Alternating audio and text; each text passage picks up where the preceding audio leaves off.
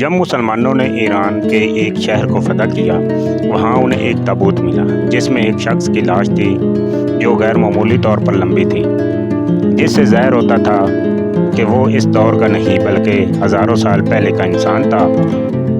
وہاں کے لوگوں کا کہنا تھا کہ جب بھی یہاں خشک سالی ہوتی تھی تو ہم اس تابوت کو کھلے آسمان کے نیچے چھوڑ دیتے تھے جس سے بارش ہو جاتی تھی۔ یہ سن کر مسلمانوں نے حضرت عمر کو خط لکھ کر سارا واقعہ بتایا۔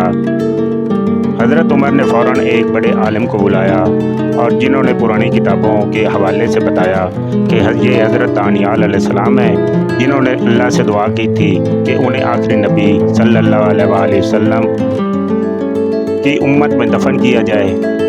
تو حضرت عمر نے 13 مختلف مقامات پر قبریں کھدوائی اور کسی کو خبر نہ ہونے دی کہ کس قبر میں حضرت دانیال علیہ السلام دفن کیا گیا ہے۔ اس لیے آج تک کسی کو بھی ان کی قبر کا صحیح علم نہیں ہے۔